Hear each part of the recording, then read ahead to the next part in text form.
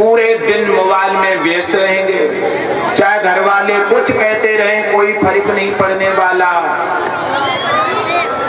घर में बिल्कुल आटा मत हो, लेकिन मोबाइल में डाटा जरूर हो। एक भी दिन अहम खत्म तो समझ लो दरियागंज स्टेशन भागेंगे सुसवीर के दुकान पर, चलो चार्ज कराना है, रिचार्ज कराना, क्योंकि उन्हें चैन ही नहीं पड़ता। वो सोचते हैं कहीं मैसेज व्हाट्सएप पर ना आएगा, हो कैसे पता चलेंगे। मोबाइल में व्यस्त पड़े हैं, माता पिता की ओर कौन ध्यान दे। अब तो फिर भी सुधार हो गया भाइयों में, अब तो फिर भी सुधार है, क्योंकि शिक्षित हो रहे हैं मोबाइल से, टीवी से, अच्छे अच्छे प्रवचन सुन रहे हैं, सुधार आ रहा है। पहले तो बहुत स्थिति खराब थी माता पिताओं की। कथा के प्रेमी सज्जनों, कृष्ण बलराम अपने चाचा के पग दबा रहे हैं। दबाते दबाते बोले, भगवान चाचा एक बात बताओगे? बोले हाँ पूछो लाला।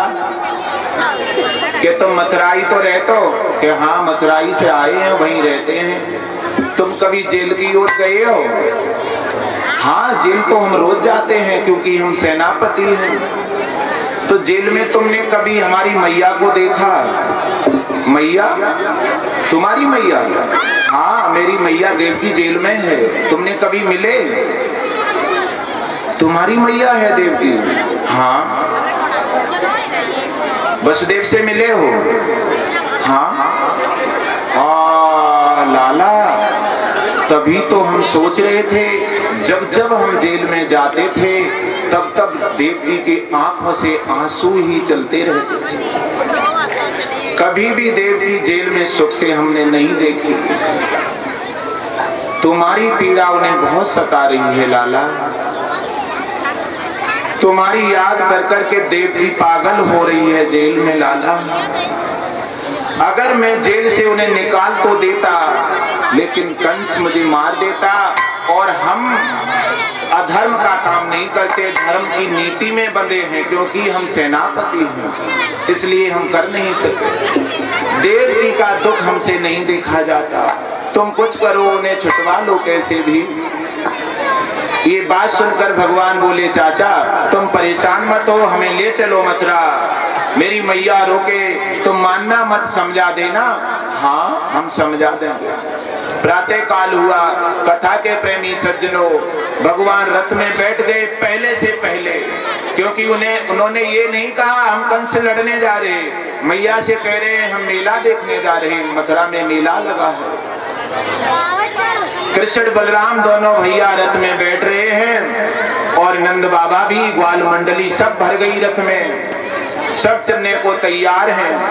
राजन परीक्षित, ये खबर किसी प्रकार से राधा को लग गई कि आज भगवान श्याम सुंदर वृंदावन छोड़ करके मथुरा जा रहे हैं, और मथुरा चले गए तो लौट कर फिर कभी वो नहीं आएंगे, लौट ही नहीं पाएंगे। राधा आकर खड़ी हो गई। राधा बोली, सुनो प्रीतम जो, तुम्हारे दिल की जगह पर दिल नहीं है, पत्थर की सिल है। अगर दिल होता तो पगिल जाता, तो तुम अपनी राधा को बता देते कि हम आज वृंदावन छोड़ करके काल के गाल में जा रहे हैं। भागवत के प्रेमी सज्जनों, भगवान ने राधा को समझाया, राधा समझ नहीं रही है। भगवान ने कहा, राधा तुम परेशान मत हो, तुम मैया को समझाओ, मैया रो रो के मरी जा रही है।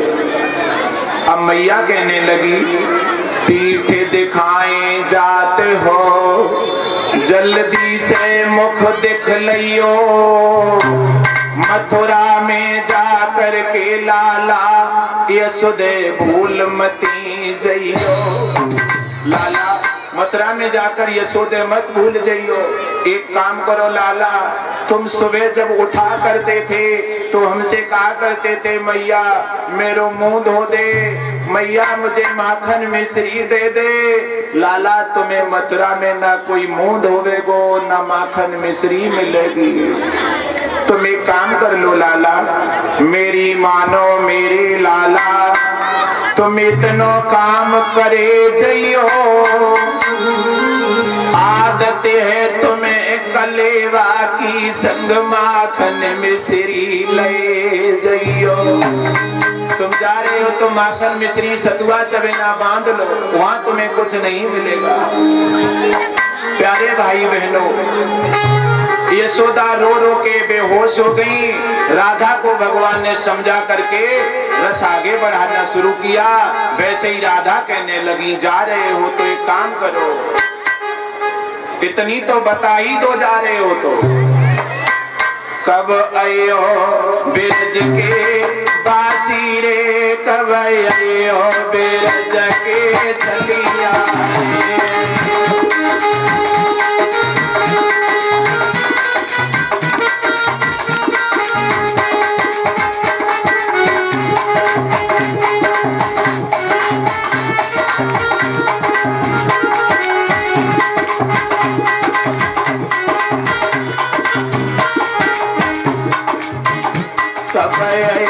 बिरज के बासी रे, कब आयो बिरज के चलिया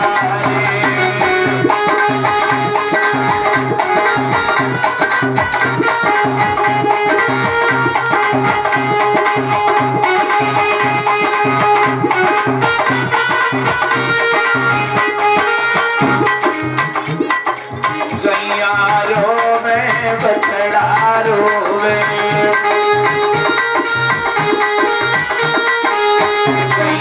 रोवे बछड़ा रोवे,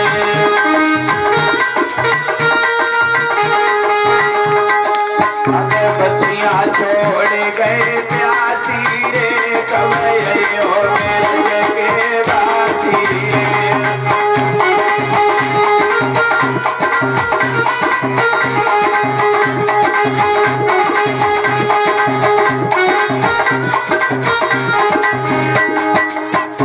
कब आयो बिरज के चलिया रे, कब आयो बिरज के बासी रे।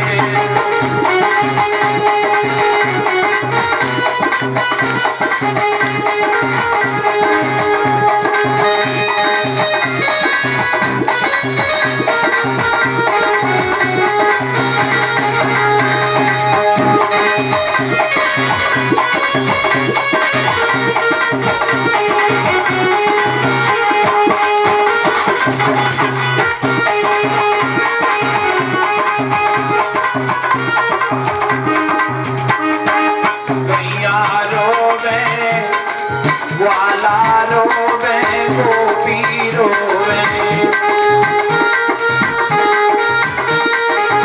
ग्वाला रोवे गोपी रोवे, अब राधा को दे गए काशी रे, कब आयो बिरज के बासी रे।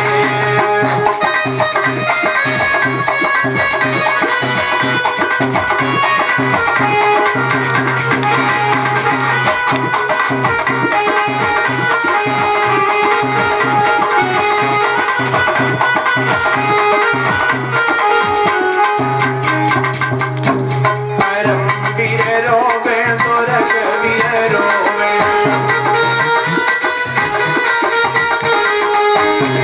करमवीर रोवे तो रघुवीर रोवे,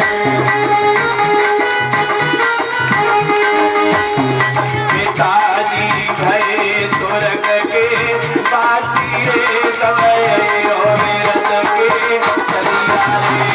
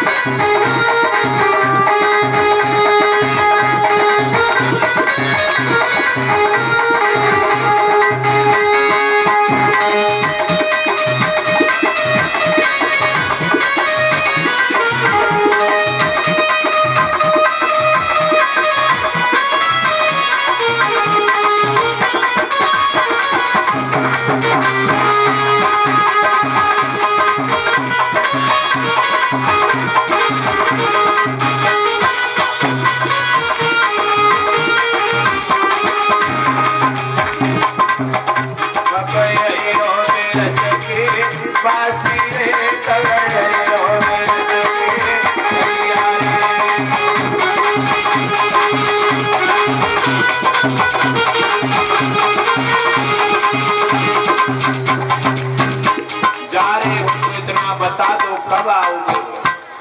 भगवान ने राधा को समझा दिया, रथ आगे बढ़ा दिया। लूट कर माखन खाने वालों, तुम जानो पोशाक पहनने राजा की। ऐसे ही बोला करते हैं। हंस हंस कर कहने लगा, रजक मदरे के नशे में शराबी ऐसे ही बोलते हैं। तुम जानो राजा की पोशाकें पहनना। बहुत कहा लेकिन उसने नहीं सुना। भगवान को क्रोध आ गया। भगवान ने केवल 2 उंगली का तमाचा मारा और तमाचा लगते ही उसका प्राणांत हो गया। साथ साथ में ये भी बता दें, भगवान ने धोबी को मारा क्यों, उसमें कारण है, ध्यान रखना, मत भूलना कभी। जिस समय भगवान श्री राम वनवास की अवधि लौट कर आए घर, सियाजू भी घर आ गई, आनंद से रहने लगी। तो वही अयोध्या का एक धोबी बोला, बारे राम, तुम भी राम हो, तुम राजा बनने योग्य हो। तुम्हारी पत्नी लंका में इतने दिन रही, मेरी पत्नी होती तो मैं उसे निकाल के भगा देते, तुम उसे रख रहे हो। ये चर्चा पूरे नगर में फैल गई। भगवान राम को बहुत ही ज्यादा दुख हुआ। भगवान राम मर्यादा पुरुषोत्तम है, मर्यादा में बंधे थे क्योंकि राजा थे। तो उन्होंने उस समय उस धोबी से कुछ नहीं कहा, लेकिन अपनी सिया को पुनः वनवास भेज दिया, अकेली सिया वन में रही। लेकिन भगवान राम बोले, सुन धोबी, तुझे एक दिन में बदला ले लूंगा।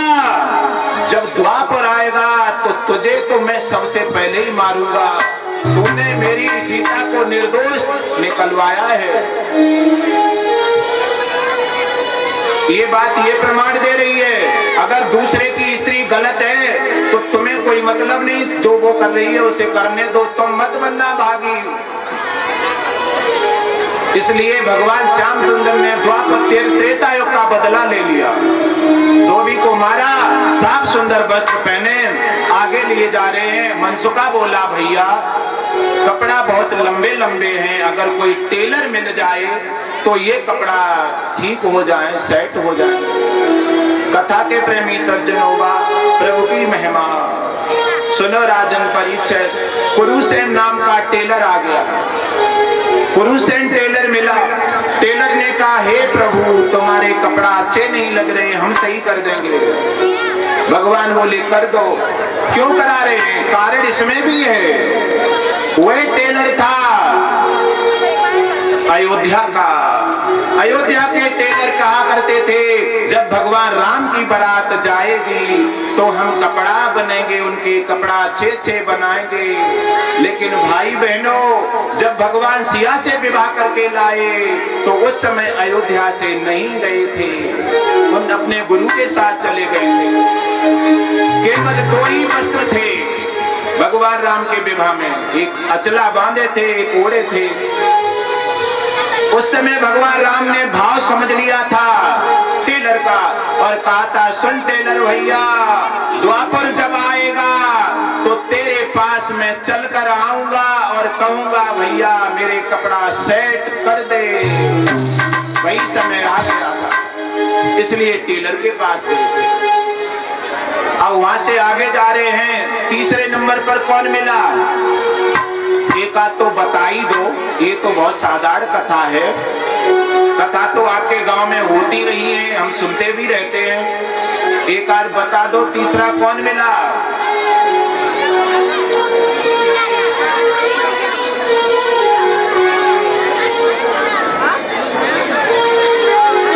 तीसरा मिला सुदामा माली।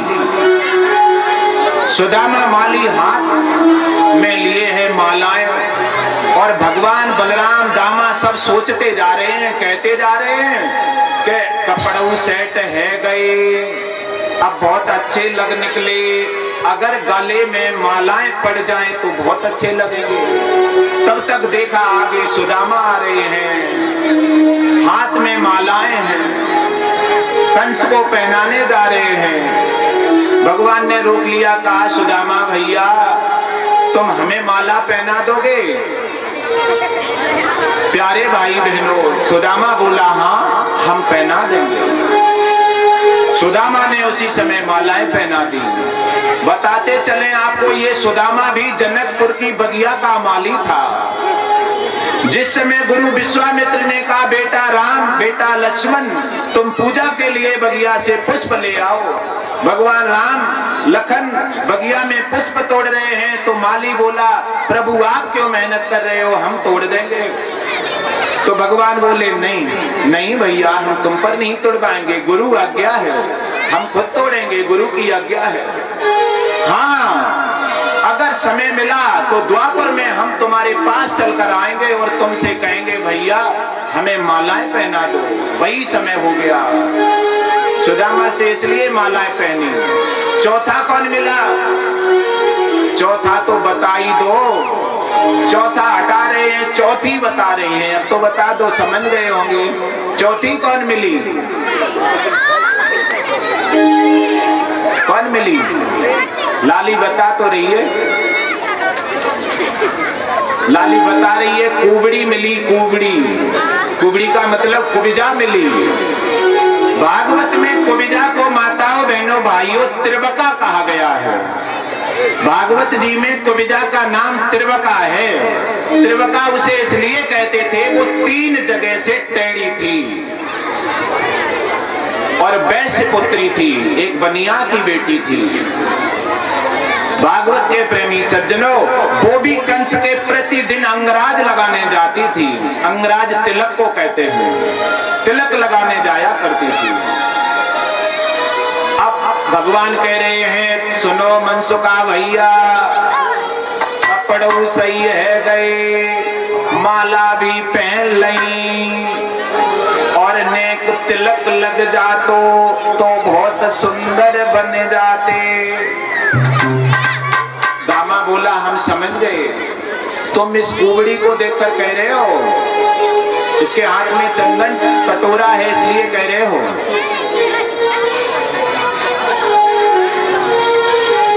तुम लगवा लो तिलक, हम तो लगवाएंगे नहीं, जाके तो नाक चल रही है, नाक टपक रही, काली कलूटी है, 3 जगह से टेढ़ी है।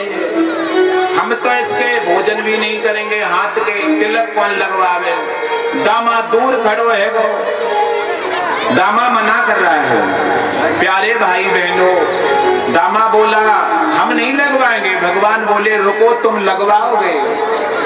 उसी समय बलराम ने कान में कह दिया सुन भैया कन्हैया, तू कुबिजा को सुंदर कर दे। उसी समय भगवान ने कुबिजा का एक पग अपने पग से दबा लिया और थोड़ी में थोड़ा हाथ लगाया, केवल 3 आवाज हुई, चट। 3 ही आवाज में कुबिजा विश्व सुंदरी बन गई। अब कुबिजा विश्व सुंदरी बनी। दामा बोला कुबिजा तुम्हारो विवाह है गो कि ना है गो? तुम्हारो विवाह ना बहु तो हमसे कर लो, हमारो ना है बहु।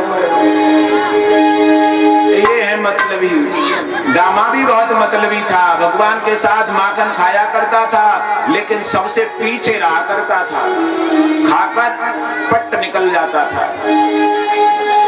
भागवत के प्रेमी सज्जनों, कुबिजा की भी बात बता दें हम आपको। त्रेता युग में ये कुबिजा, आपने नाम सुना होगा, सूर्पणखा थी, जो भगवान राम से विवाह करना चाहती थी, लेकिन भगवान ने मना कर दिया था। कहा सुन कुबिजा, इस समय हम तुझसे विवाह नहीं करेंगे, मेरा विवाह हो गया है।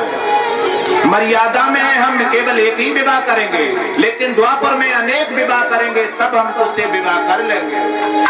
अगर तू न माने तो लक्ष्मण से विवाह कर ले। सूर्पणखा लक्ष्मण के पास गई,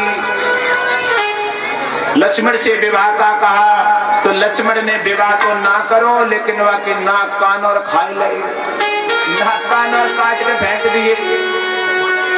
उसी समय वह सूर्पणखा तो वहां से चली गई, अपमानित होकर। बहुत बड़ा आक्रमण उसने करा दिया। कथा के प्रेमी सज्जनों, वही कुबिजा